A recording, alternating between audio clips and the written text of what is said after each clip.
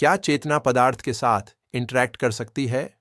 माध्यमों की पुस्तक के दूसरे भाग के पहले अध्याय में एलन कार्डेक एक केंद्रीय प्रश्न पर चर्चा करते हैं। आत्माएं पदार्थ पर कैसे कार्य कर सकती हैं? इस प्रस्ताव को समझने के लिए यह याद रखना आवश्यक है कि कार्डेक इस विचार से शुरू करते हैं कि आत्मा बुद्धिमान सिद्धांत है और उसके और भौतिक शरीर के बीच एक मध्यवर्ती तत्व होगा जिसे पेरिस्पिरिट कहा जाता है। उनके अनुसार यह तत्व विचार और पदार्थ के बीच संबंध का माध्यम होगा।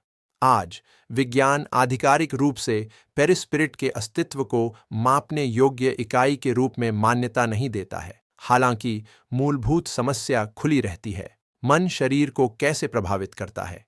तंत्रिका विज्ञान यह प्रदर्शित करता है कि विचार मस्तिष्क को बदलते हैं, भावनाएं न्यूरल सर्किट को संशोधित करती हैं, इरादा वास्तविक शारीरिक परिवर्तनों का उत्पादन कर सकता है, जैसे हार्मोनल और इम्यूनोलॉजिकल परिवर्तन। यह एक वैज्ञानिक तथ्य है जिसे न्यूरोप्लास्टिसिटी कहा जाता है। वह दिखाता है कि मानसिक गतिविधि मस्तिष्क की संरचनाओं को पुनर्गठित करती है, यानी कुछ अमूर्त व्यक्तिगत अनुभव जैविक पदार्थ को सीधे प्रभावित करता है।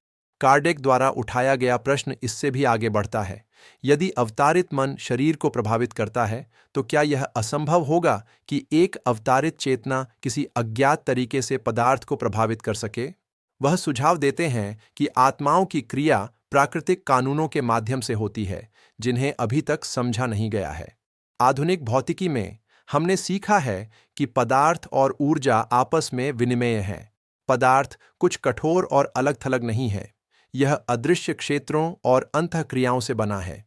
यह भौतिक वस्तुओं पर आध्यात्मिक क्रिया को साबित नहीं करता, लेकिन यह दिखाता है कि ब्रह्मांड उतना यांत्रिक रूप से बंद नहीं है जितना कि 19वीं सदी में सोचा गया था। कार्डेक यह भी बताते हैं कि यह क्रिया सीधी और मनमानी नहीं होगी, बल्कि तरल पदार्थों और विशिष्ट परिस्थितियों के माध्यम से मध्यस्थता की जाएगी।